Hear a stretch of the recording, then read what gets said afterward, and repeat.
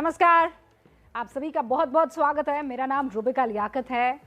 ईद की मुबारकबाद, अक्षय तृतीया की मुबारकबाद और परशुराम जयंती की भी आपको बहुत सारी शुभकामनाएं। मास्टर स्ट्रोक की शुरुआत इस वक्त की ग्लोबल अपडेट से करना चाहूंगी। यूरोप दौरे के आखिरी दिन प्रधानमंत्री नरेंद्र मोदी अब से कुछ देर पहले ही फ्रांस की राजधानी पेरिस पहुंचे हैं, जहां वो फ्रांस के राष्ट्रपति इमैनुअल मैक्रो से मुलाकात करेंगे।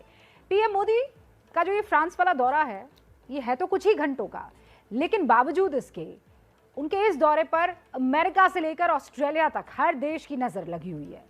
पूरी दुनिया इस दौरे से एक नई रोशनी की उम्मीद लगाए बैठी है। ये उम्मीद है 70 दिनों से मची तबाही के खात्मे की उम्मीद, यानी रूस और यूक्रेन की जंग पर विराम लगने की। आप सोच रहे होंगे ये कैसे मुमकिन है? दरअसल पीएम मोदी के 3 दिन के यूरोप दौरे में रूस यूक्रेन जंग का मुद्दा सबसे अहम रहा है, मरकज में, सेंटर में रहा है इस दौरे के। फ्रांस के राष्ट्रपति मैक्रो से उनकी मुलाकात जंग को लेकर सबसे अहम मानी जा रही है, क्योंकि मैक्रो बात कर रहे हैं जो युद्ध में है और प्रधानमंत्री नरेंद्र मोदी भी। इस मुलाकात से युद्ध विराम की एक मजबूत नींव पड़ने की संभावना है और ये उम्मीद अमेरिका और यूरोप के उन देशों को भी है जो पुतिन के खिलाफ खड़े हुए हैं। आखिर क्यों पीएम मोदी को दुनिया इस वक्त शांति दूत के तौर पर देख रही है? पीएम मोदी क्यों इस जंग पर ब्रेक लगाने के लिए सबसे मजबूत नेता माने जा रहे हैं? हमारी इस रिपोर्ट से, यानी मास्टर स्ट्रोक की कवर स्टोरी से आप समझ पाएंगे। रूसी और यूक्रेनी सैनिकों की बीच जमकर लड़ाई हुई और इस जमकर लड़ाई में काफी ज्यादा तबाही मची हुई है। पूरे जंगल के किनारे, सड़क के किनारे यहाँ पर सिर्फ और सिर्फ टैंक ही नजर आ रहे हैं। बहुत सारी बॉडी यहाँ से निकाली गई है। देख रहे हैं कि किस प्रकार से पूरा ये कब्रगाह बना हुआ है सड़क। यहाँ पर हवाई हमला हुआ था और यहीं पर 2 हेलीकॉप्टर गिरे हुए हमें नजर आ रहे हैं। देखिए, यह पूरा जो परिसर है वो नष्ट हो गया है, बर्बाद हो गया। क्या थमने वाली है 70 दिनों से जारी ये बारूदी जंग? क्या रूस और यूक्रेन का युद्ध रुकने वाला है? क्या जंग के अंत का ऐलान होने वाला है? इन सवालों का जवाब जानने के लिए पूरी दुनिया की धड़कनें इस वक्त बढ़ी हुई है, क्योंकि पूरे 70 दिनों के बाद रूस और यूक्रेन जंग पर ब्रेक लगाने की एक उम्मीद जागी है। और ये उम्मीद जगी है दुनिया के इन 2 बड़े राजनेताओं की मुलाकात से।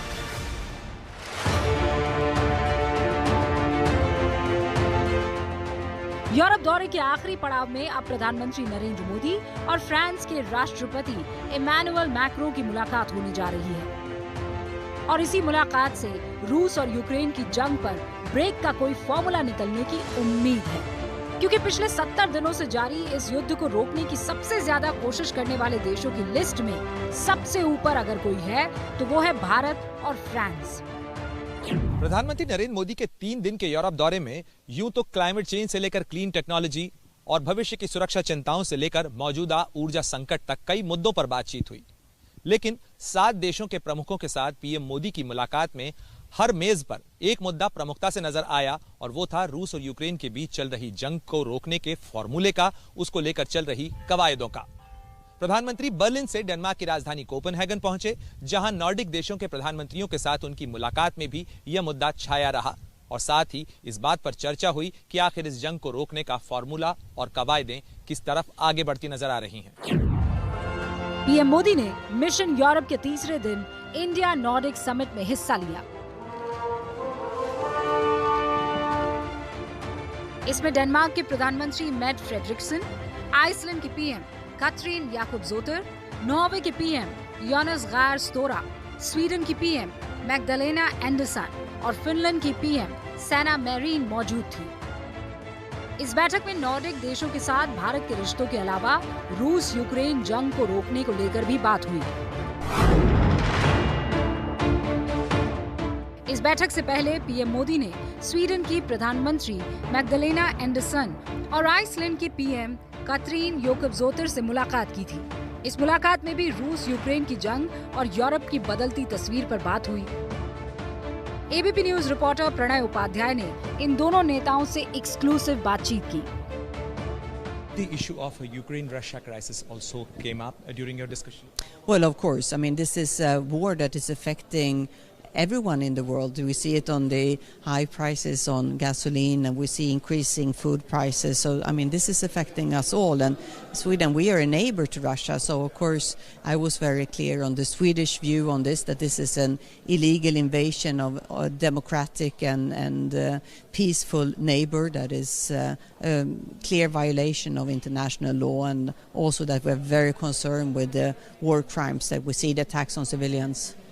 What did you urge Indian Prime Minister as far as the Ukraine-Russia crisis is concerned? What have you raised? Well, Iceland has condemned that invasion, and we are seeing terrible results of this invasion in Ukraine for the Ukrainian people.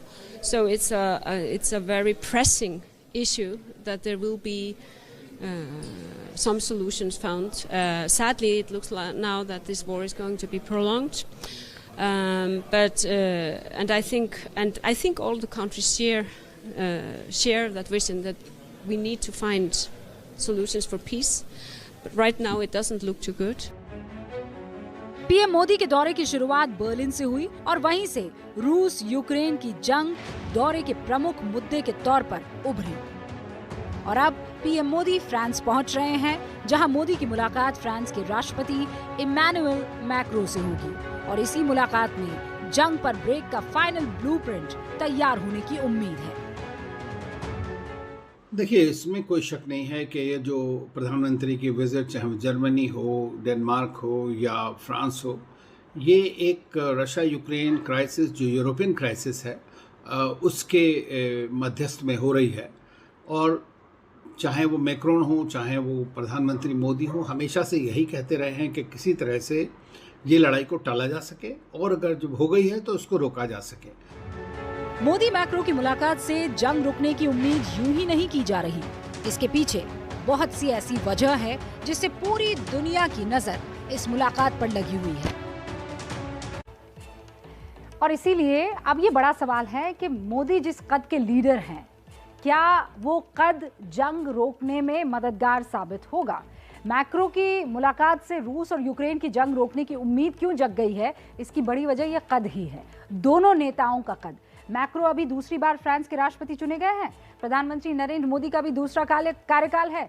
बावजूद इसके आप देखिए, दोनों नेताओं की rating में किसी तरह की कोई कमी नहीं आई है। और ये रेटिंग डोमेस्टिक नहीं, ग्लोबल रेटिंग में बता रही हूँ।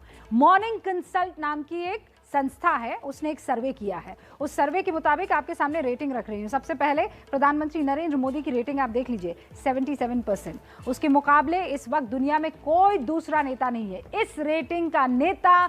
अभी हिंदुस्तान छोड़ दीजिए, पूरी दुनिया में आपको कहीं नहीं दिखने वाला है। दूसरे नंबर पर रेटिंग आप देख लीजिए, लेकिन दूसरे नंबर के इंपॉर्टेंट नेता के तौर पर इमैनुअल मैक्रो जो है फ्रांस के राष्ट्रपति, वो है। उनकी अप्रूवल रेटिंग कितनी है? 41%। आगे आइए, ऑस्ट्रेलिया के स्कॉट मॉरिस, उनकी अप्रूवल रेटिंग कितनी है? 41%। अमेरिका के राष्ट्रपति जो बाइडेन आजकल काफ़ी सुर्खियों में है, लेकिन 40% जो है उनकी रेटिंग है। जर्मनी के चांसलर ओलाफ शोल्ज, उनकी रेटिंग 38% के आसपास है। ब्रिटेन के प्रधानमंत्री बोरिस जॉनसन, वो भी आपको यूक्रेन की सड़कों पर घूमते हुए नजर आए थे। प्रधानमंत्री बोरिस जॉनसन की रेटिंग 29% है, 29%। और उधर आप देखिए प्रधानमंत्री नरेंद्र मोदी की रेटिंग, जो पहले बड़े नेता के तौर पर 77% के साथ पहली पोजीशन पर है। और ये सिर्फ एक एजेंसी की रेटिंग है, लेकिन दुनिया की ज्यादातर रेटिंग एजेंसियां यही बताती है कि प्रधानमंत्री नरेंद्र मोदी की लोकप्रियता, और उस लोकप्रियता के आसपास दुनिया का अभी कोई भी नेता नहीं है। फ्रांस के राष्ट्रपति इमैनुअल मैक्रो अब तक जंग में मध्यस्थता करने वाले नेताओं की लिस्ट में सबसे ऊपर हैं। मोदी, मैक्रो इस वक्त दुनिया के वो दो नेता हैं जो अपने अपने तरीके से जंग रोकने की सबसे ज्यादा कोशिश कर रहे हैं। इन आंकड़ों से आप समझिए कैसे। एक नई जो है आपके सामने तस्वीर लाती हूं मैं। जंग शुरू होने के बाद पुतिन से संपर्क करने वाले नेताओं में मैक्रो भी है और प्रधानमंत्री नरेंद्र मोदी भी है। लेकिन आपको बताती हूँ, पुतिन और मैक्रो की जो चर्चा है वो कब कब हुई। 28 फरवरी को शुरुआत होती है। मुद्दा क्या रखा जाता है? पुतिन से युद्ध विराम को लेकर बातचीत, ये मुद्दा रहता है। 3 मार्च को पुतिन ने युद्ध विराम से इनकार कर दिया, दोबारा बातचीत हुई तब।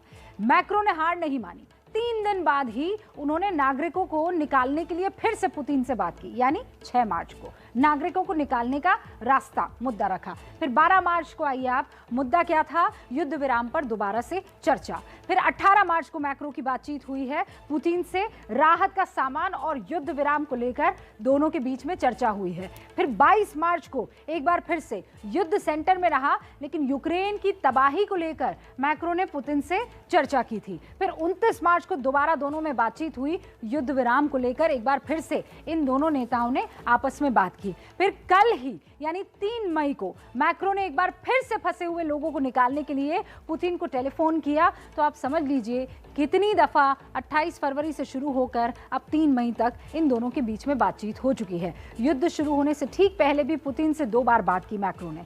मैक्रो की तरह ही प्रधानमंत्री नरेंद्र मोदी भी जंग पर विराम लगाने के लिए लगातार पुतिन से संपर्क में है। जिस दिन रूस यूक्रेन की जंग छिड़ी यानी 24 फरवरी को, उसी दिन पुतिन को फोन करने वाले प्रधानमंत्री नरेंद्र मोदी पहले नेता बने थे जिन्होंने पुतिन से युद्ध विराम की अपील की। वो 24 फरवरी जंग का वो पहला दिन था जब प्रधानमंत्री ने फोन किया और पुतिन से बात की। उसके बाद 2 मार्च को प्रधानमंत्री नरेंद्र मोदी ने दोबारा फोन लगाया और इस बार फोन लगाया यूक्रेन में फंसे भारतीयों को निकालने के लिए पुतिन को। यही वो मुद्दा था, 2 मार्च को फंसे भारतीयों को निकालना, और वो सफल भी हुए।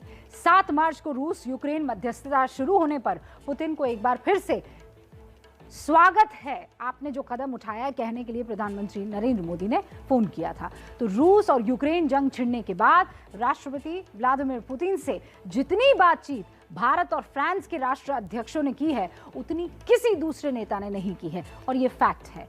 इन्हीं 2 नेताओं की मुलाकात आज होने जा रही है और इसीलिए पूरी दुनिया खून खराबा रुकने की उस उम्मीद को देख रही है। खास बात यह है कि मोदी और मैक्रो की मुलाकात 4 मई को हो रही है और इस मुलाकात से 24 घंटे पहले ही मैक्रो ने पुतिन से जंग रोकने के फॉर्मूले पर बात की है। ये भी एक पॉजिटिव संकेत माना जा रहा है। फ्रेंच प्रेसिडेंट हो चाहे वो भारत के प्रधानमंत्री मोदी हो, उनके पुतिन के साथ जातिया ताल्लुकात बहुत अच्छे हैं और दोनों ही इस बात पे है, उनकी एक्सेस पुतिन के साथ काफ़ी अच्छी है, तो पुतिन के ऊपर थोड़ा इन्फ्लुएंस भी है दोनों का, तो ये ज़्यादा इम्पोर्टेंट है। दोनों ही ने प्रेसिडेंट पुतिन के साथ कई बार बातचीत करी है और उनको कोशिश किया है कि वो जल्दी से जल्दी ये लड़ाई को रोकें। तो देखिए कहाँ तक ये बातें पूरी हो पाती हैं। जंग के बाद दुनिया भर के समीकरणों में तेजी से बदलाव हुए हैं। उसे देखते हुए भी ये माना जा रहा है कि अब अगर पुतिन को कोई मना सकता है तो वो है प्रधानमंत्री नरेंद्र मोदी। दरअसल पुतिन इस वक्त अमेरिका और यूरोपीय देशों पर भड़के हुए हैं, जबकि भारत अब तक युद्ध में तटस्थ भूमिका में रहा है। अमेरिका के विरोध के बाद भी भारत ने रूस से रिश्ते नहीं तोड़े। यूएन की किसी भी वोटिंग में भारत ने रूस के खिलाफ वोटिंग नहीं की है। इस तरह भारत ने रूस से अपने पुराने रिश्तों को अहमियत दी है और इसीलिए ये माना जा रहा है कि पुतिन भी भारत की बात को टालेंगे नहीं। और प्रधानमंत्री मोदी लगातार जंग रोकने की अपील कर ही रहे हैं। यूरोप दौरे में भी उन्होंने लगातार इस जंग पर ब्रेक लगाने की अपील की है। यूक्रेन के संकट के आरंभ से ही हमने तुरंत युद्ध विराम का आह्वान किया और इस बात पर जोर दिया था कि विवाद को सुलझाने के लिए बातचीत ही एकमात्र उपाय है। हमारा मानना है कि इस युद्ध में कोई विजयी पार्टी नहीं होगी, सभी को नुकसान होगा। इसलिए हम शांति के पक्ष में हैं। भारत का कद, भारत की कूटनीति और प्रधानमंत्री मोदी की अंतर्राष्ट्रीय लोकप्रियता, ये वो 3 फैक्टर हैं जिसमें दुनिया रूस यूक्रेन जंग को खत्म करने का फॉर्मूला तलाश रही है। फ्रांस के दोबारा राष्ट्रपति चुने गए इमैनुअल मैक्रों दुनिया के उन नेताओं में शामिल हैं जो रूसी राष्ट्रपति व्लादिमीर पुतिन को मनाने की सबसे ज्यादा कोशिशें कर रहे हैं। ऐसे में पेरिस में होने वाली पीएम मोदी और मैक्रों की मुलाकात से उम्मीद की जा रही है कि रूस यूक्रेन जंग को खत्म करने की कोशिशों को नई रफ्तार मिल सकती है। Pranay Upadhyay, Copenhagen, ABP news. और इस मुलाकात पर हमारी नजर बनी हुई है क्योंकि भारतीय अनुसार 10:30 बजे के आसपास ये दोनों नेता आपस में मुलाकात करने वाले हैं। महाराष्ट्र का अब रुक कर लें क्योंकि वहां पर अजान वर्सेस हनुमान चालीसा अभी भी चल रहा है, रुकने का नाम नहीं है। राज ठाकरे ने आज कुछ ऐसा कर दिया कि शिवसेना बैकफुट पर आ गई है। राज ठाकरे शिवसेना संस्थापक बाल ठाकरे का तीखे तेवर वाला एक पुराना वीडियो सामने लेकर आते हैं और उसके बाद सवाल और भी बड़ा हो जाता है कि क्या राज ठाकरे अब पूरी तरह से अपने चाचा और राजनीतिक गुरु बाल ठाकरे के रास्ते पर बढ़ चुके हैं? ये बड़ा सवाल। 135 मस्जिदों के ऊपर सुबह अजान लगाई गई लाउडस्पीकर के ऊपर। पूछ रहा हूँ महाराष्ट्र की पुलिस को, आप कौन सी कार्रवाई करने वाले हैं? अगर लाउडस्पीकर चलाए गए तो उसके सामने हम लोग हनुमान चालीसा इस महाराष्ट्र में, देश में लोग चलाएंगे। राज ठाकरे ने 19 साल पहले जो खोया, क्या अब बाला साहब ठाकरे से वो हासिल कर लेना चाहते हैं?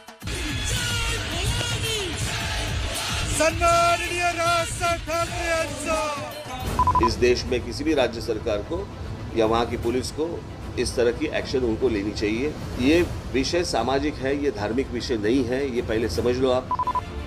राज ठाकरे महाराष्ट्र में अजान वर्सेस हनुमान की लड़ाई लड़ रहे हैं या फिर इस बहाने विरासत की जंग को वो जीतना चाहते हैं?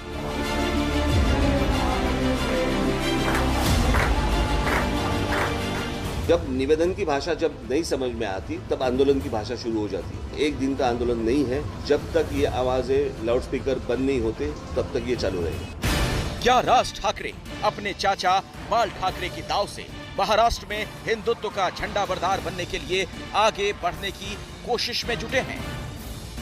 ज्या दिवशी माझं सरकार या महाराष्ट्रामध्ये येईल त्यावेळेला रस्त्यामधले नमाज आम्ही पडल्यात बंद केल्याशिवाय राहणार नाही।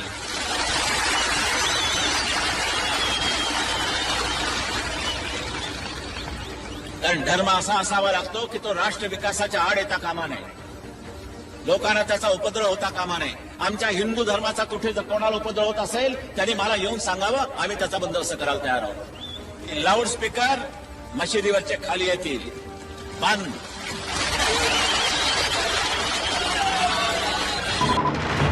शिवसेना के संस्थापक बाल ठाकरे का मस्जिदों के लाउडस्पीकर को लेकर जो पुराना बयान अभी अभी आपने देखा और सुना, उसे राज ठाकरे ने ही आज अपने ट्विटर अकाउंट पर पोस्ट किया। बाल ठाकरे के हिंदुत्व वाले वही तेवर राज ठाकरे आजकल दिखा रहे हैं, जिन्होंने मुंबई और महाराष्ट्र की मस्जिदों से लाउडस्पीकर हटाने का अल्टीमेटम दे रखा है। इसीलिए ये सवाल आजकल देश की सियासत को गरमा रहा है कि क्या राज ठाकरे इस लड़ाई के बहाने विरासत की जंग जीतना चाहते हैं? आपको मैं बता दूं कि ये एक दिन का आंदोलन नहीं है, ये जारी रहेगा। सुप्रीम कोर्ट का डिसीजन है, डिसीजन के बाद अगर सरकार नहीं मानती तो क्या करेंगे आगे? और जब निवेदन की भाषा जब नहीं समझ में आती तब आंदोलन की भाषा शुरू हो जाती है। और इसके लिए आंदोलन है, ये एक दिन का आंदोलन नहीं है, ये चालू रहेगा। जब तक ये आवाजें लाउडस्पीकर बंद नहीं होते तब तक ये चालू रहेगा। राज ठाकरे अपने ऐलान से पीछे हटने को बिल्कुल भी तैयार नहीं, तो शिवसेना के राज और बीजेपी के खिलाफ हमले और तेज हो गए हैं। बाला साहब का वीडियो ट्वीट करके क्या वो दिखाना चाहते हैं? उनको क्या बाला साहब ठाकरे वहाँ? जो लोग बाला साहब जी को छोड़कर उनके जीते जी, वो हमें हिंदुत्व क्या सिखाए? इस स्कूल में हिंदुत्व की शिक्षा पढ़ाई शुरू की है, वो स्कूल मास्टर की डिग्री फर्जी है। राज ठाकरे और शिवसेना के बीच ऐसे सुलगते बयानों के बीच महाराष्ट्र की उद्धव सरकार का एक्शन भी तेज हो गया है।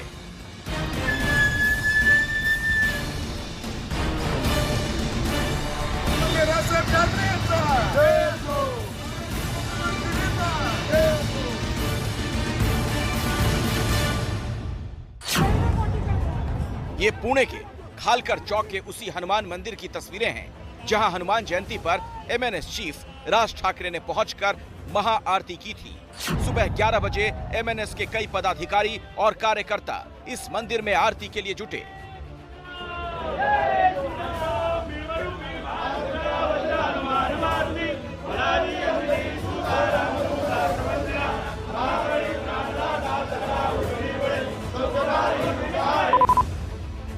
कुछ देर बाद पुलिस का एक्शन हुआ। एमएनएस के कई नेता और कार्यकर्ताओं को हिरासत में ले लिया गया। इसमें एमएनएस प्रवक्ता हेमंत संभूस भी शामिल रहे। हम तुम्हारे साथ हैं, हम तुम्हारे साथ हैं। इसके बाद पुणे के पुलिस कमिश्नर अमिताभ गुप्ता का बयान आया। जो भी कोर्ट्स के रूलिंग है और जो भी गाइडलाइंस है उस हिसाब से कार्रवाई। इन लोगों को जितनी ज़रूरत है, जो लोग भी हमको लगता है नोटिस देने की ज़रूरत है, उन पर नोटिस दिया। जिस पर कार्रवाई करने की जरूरत है उस पर कार्रवाई करेंगे, जिसको डिटेन करने की जरूरत होगी उसको डिटेन भी करेंगे। मुंबई से लगे कांदीवली से क्या तस्वीरें आई देखिए। यहाँ सुबह जब मस्जिद में अजान हो रही थी तो मस्जिद से कुछ ही दूरी पर MNS का एक कार्यकर्ता पार्टी के झंडे लहराता हुआ हनुमान चालीसा का पाठ करता नजर आया। और ये तस्वीरें मुंबई से लगे भिवंडी की। यहाँ MNS के वो कार्यकर्ता हिरासत में लिए गए जो मस्जिद में सुबह की अजान के दौरान हनुमान चालीसा बजाने की तैयारी में थे। नवी मुंबई में एरोली के पास जामा मस्जिद के सामने MNS कार्यकर्ता हनुमान चालीसा का पाठ करने पहुंचे तो मस्जिद की सुरक्षा में तैनात पुलिस ने उन्हें हिरासत में ले लिया। ठाणे के कल्याण और डोंबिवली में भी मस्जिदों के आसपास पुलिस का कड़ा पहरा रहा ताकि सुबह की अजान बिना विवाद या हंगामे के हो सके। यहाँ देर रात 30 से ज्यादा MNS कार्यकर्ताओं को हिरासत में लिया गया। सोलापुर की तस्वीरें भी आपके सामने हैं। यहाँ राज ठाकरे की MNS के कार्यकर्ता मस्जिद के सामने हनुमान चालीसा पढ़ने पहुंचे। पुलिस ने रोका तो उलझ पड़े, जिसके बाद पुलिस ने यहाँ के मारुति मंदिर का एम्पलीफायर जब्त कर लिया। देखिए, एक वक्त सबको ये लगता था कि बाल ठाकरे के बाद शिवसेना की बागडोर राज ठाकरे के पास आएगी, लेकिन वक्त ने करवट ली, रास्ते बदलते चले गए। 2005 में राज शिवसेना से अलग हो गए। 2006 में राज ठाकरे ने अपनी नई पार्टी बनाई, लेकिन अब लगता है कि अपने चाचा बाल ठाकरे से राजनीति के दावपेच सीखने वाले राज ठाकरे अब बाल ठाकरे के रास्ते पर आगे बढ़ रहे हैं। अब बात करेंगे पाकिस्तान की, जहां सियासी उठापटक अब उस लेवल पर पहुंच चुकी है जहां खून खराबा कोई नहीं रोक सकता।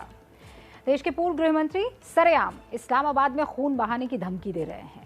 प्रधानमंत्री के सलाहकार सरेआम विपक्षी नेताओं पर हमले करने वालों को इनाम का ऐलान कर रहे हैं। सवाल यह है कि पाकिस्तान की सियासत में खून बहाने का ऐलान हो क्यों रहा है और क्यों पाकिस्तान में गृह युद्ध का खतरा मंडरा रहा है। इस रिपोर्ट से आपको हर एक डिटेल पता लगेगी। मई के आखिर में होने वाला गुलामी नामंजूर मार्च पाकिस्तान की हकीकी आजादी का पेशखैमा साबित होगा। तो क्या पाकिस्तान में खून की नदियां बहने वाली है? क्या पाकिस्तान में एक ऐसा गृह युद्ध छिड़ने वाला है जिससे पाकिस्तान का वजूद तक मिट सकता है?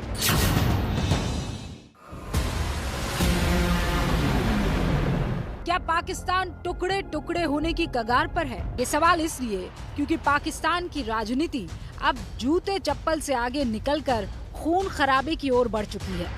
हालात कैसे हैं, ये आप पाकिस्तान के पूर्व गृह मंत्री शेख रशीद के बयान से समझ लीजिए, जो खुलेआम राजधानी इस्लामाबाद में खून की नदी बहाने का ऐलान कर रहे हैं। शेख रशीद खूनी धमकी ही नहीं दे रहे, बल्कि सरकार को खुलेआम ये भी चुनौती दे रहे हैं कि रोक सको तो रोक लो।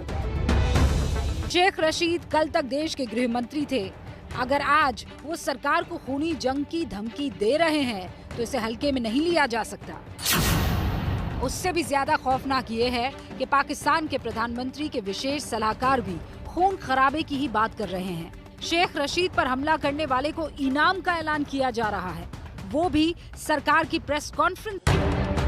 पाकिस्तान में हालात काफी दिनों से बिगड़े हुए हैं, लेकिन तब ये संकट सियासी था। लेकिन पिछले हफ्ते मदीना में प्रधानमंत्री शहबाज शरीफ के सामने लगे चोर चोर के नारों ने पाकिस्तानी सियासत को हिंसक बना दिया है। अब एक खैमा इमरान के साथ है तो दूसरी ओर शहबाज की सरकार है। कुर्सी छीनने से बौखलाए इमरान भी सरकार को खुलेआम चैलेंज कर रहे हैं। साजिश और चोरों के खिलाफ सियासत नहीं, जिहाद कर रहा हूँ। कोई फिक्र नहीं कि आर्टिकल 6 लगाएं या गिरफ्तारियां करें, हम तैयार हैं। चेयरमैन PTI इमरान खान का एक बार फिर धमकियामेज मरासले पर जुडिशल कमीशन बनाने का मुतालबा। कहा, आप टिश्यू पेपर की तरह इस्तेमाल होना चाहेंगे तो दुनिया इस्तेमाल करती रहेगी। कतरी खत, मरियम का कैलिब्री फॉन्ट और शहबाज शरीफ की गारंटी सब झूठ है। इनकी सारी जिंदगी झूठ पर गुजरी है, इसलिए कहते हैं कि साइफर झूठ है। अगर हम इतने ही बुरे हैं तो आए इलेक्शन में, कौम जो फैसला करेगी हम साथ खड़े होंगे। ईद के बाद मेरी किरदार कुशी की प्लानिंग भी की जा रही है। सवाल ये है कि पाकिस्तान की सियासत का खेल हर दिन खौफनाक होता क्यों जा रहा है? आखिर क्यों सियासी उठापटक में अब खून खराबे का खतरा पैदा हो गया है? दरअसल इमरान ने 30 मई को इस्लामाबाद मार्च का ऐलान किया है, जिसमें 20 लाख लोगों के आने की संभावना है। दूसरी ओर शहबाज की सरकार ने मार्च रोकने की तैयारी तेज कर दी है, जबकि इमरान की मांग है कि चुनाव की तारीखों का ऐलान किए बगैर मार्च कैंसिल नहीं होगा। ऐसे में मार्च के दौरान गोलीबारी का खतरा बढ़ गया है। लेकिन सवाल अब भी ये है कि इस मार्च में खून की नदियां बहने का खतरा क्यों है? इसकी वजह है पाकिस्तान की सियासत में पैदा हुआ वो धड़ा जो सेना के लिए सरदर्द बन गया है, और सेना अपना सरदर्द मिटाने के लिए पाकिस्तान को गृह युद्ध में भी धकेल सकती है। दरअसल इमरान को सेना ने कुर्सी से हटाया है और सेना ही धुर विरोधी पीपीपी और पीएमएलएन को साथ लाई, जिससे शहबाज शरीफ पीएम बने हैं। अब इमरान चुनाव करवाकर शहबाज को हटाना चाहते हैं। इस वक्त शहबाज के सर पर पाकिस्तानी सेना का हाथ है। इमरान को जनता का समर्थन हासिल है। इमरान बार बार चुनाव की मांग इसलिए भी कर रहे हैं क्योंकि उन्हें लगता है कि जनता उनके साथ है और अभी चुनाव हुए तो वो फिर कुर्सी तक पहुंच जाएंगे। पाकिस्तान में जनता की राय भी इसी तरफ इशारा कर रही है।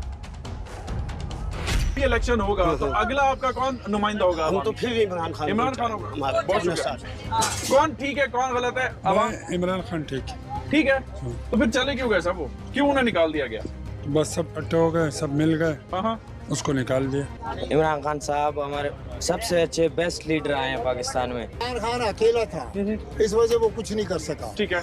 अगर ये इधर उधर के लुटेरों को अपने साथ ना मिलाता और अपने हकीकी वर्करों को टिकट देता, वो इसके साथ होते तो फिर शायद ये कुछ कर सकता। जाहिर है इमरान के पास इस वक्त पब्लिक सपोर्ट है और शहबाज के पास सेना, लेकिन पाकिस्तान में सेना के खिलाफ कोई मोर्चा खड़ा करना लगभग नामुमकिन है। लेकिन इमरान इस कोशिश में पूरी ताकत लगा रहे हैं। इसीलिए खतरा जताया जा रहा है कि इमरान को कमजोर करने के लिए उनका मार्च खूनी हो सकता है, ताकि सेना को उसे कुचलने में मदद मिले। पाकिस्तान की सरकार को इस तरीके के अपने बयानों के माध्यम से चैलेंज करने की कोशिश कर रहे हैं, और इसी तरीके के जो पोस्टर्स हैं वो पाकिस्तान तहरीक इंसाफ पार्टी के द्वारा लगातार दिखाए जा रहे हैं। लगातार पाकिस्तान तहरीक इंसाफ पार्टी के नेता इमरान खान हों, शेख रशीद हों या अन्य नेता हों, वो लगातार इस तरीके की बयानबाजी कर रहे हैं ताकि पूरी जनता के बीच में अपने आप को विक्टिम के रूप में दिखाया जा सके। और देखिए, इमरान को रोकने के लिए सरकार सिर्फ यही कर रही हो ऐसा नहीं है, ठीक उसी तरह से काम कर रही है जैसे इमरान नवाज के खिलाफ किया करते थे। पहले शहबाज शरीफ की सरकार ने इमरान पर ईश निंदा का मुकदमा दर्ज किया, ब्लास्फेमी, और अब इमरान के खिलाफ कार चोरी का नया मामला आया है। इस कार चोरी की सच्चाई है क्या, इस रिपोर्ट से समझिए। दरअसल पाकिस्तान में इमरान की सरकार जिस तरह गई और बिना किसी चुनाव के पूरी सरकार बदल गई, उससे देश में अस्थिरता बनी हुई है। सेना के इशारे पर चल रही शहबाज सरकार की कोशिश है कि वो इमरान को राजनीति के मैदान से ही बाहर कर दे। इसीलिए पहले उन पर ईश निंदा का आरोप लगा और अब नया आरोप चोरी का।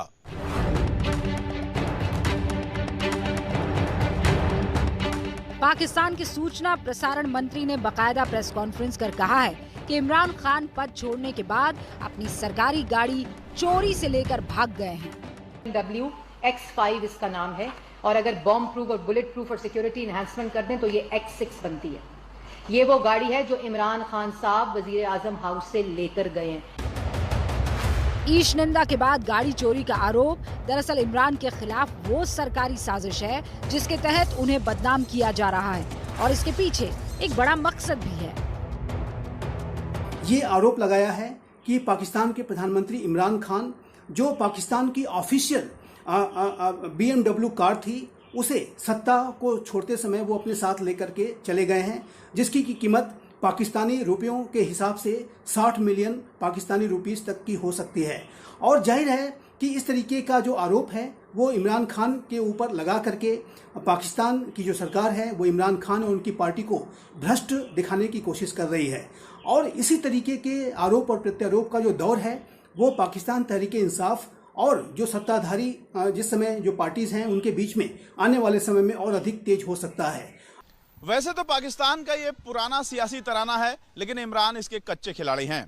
दरअसल सत्ता में आते ही इमरान खान ने नवाज शरीफ और उनके खानदान के खिलाफ जबरदस्त मुहिम छेड़ दी थी। न सिर्फ उनके खिलाफ अनगिनत मुकदमे दर्ज किए गए, बल्कि चोरी का इल्जाम लगाकर उन्हें बदनाम करने की कोशिश भी की गई थी। अब शहबाज शरीफ इमरान के ही फार्मूले से उन्हीं का शिकार करने की कोशिश कर रहे हैं। अब ऐसे कैसे पाकिस्तान आगे बढ़ पाएगा? मोदी अब से कुछ देर पहले फ्रांस की राजधानी पेरिस पहुंचे, जहां उनका भव्य स्वागत हुआ। पेरिस में होटल के बाहर उनके इंतजार में बड़ी संख्या में हिंदुस्तानी डायस्पोरा यानी भारतीय मौजूद थे। पीएम मोदी ने कुछ पल स्वागत पे खड़े उन भारतीयों के साथ बिताए, उनका हालचाल जाना, साइन करके बच्चों को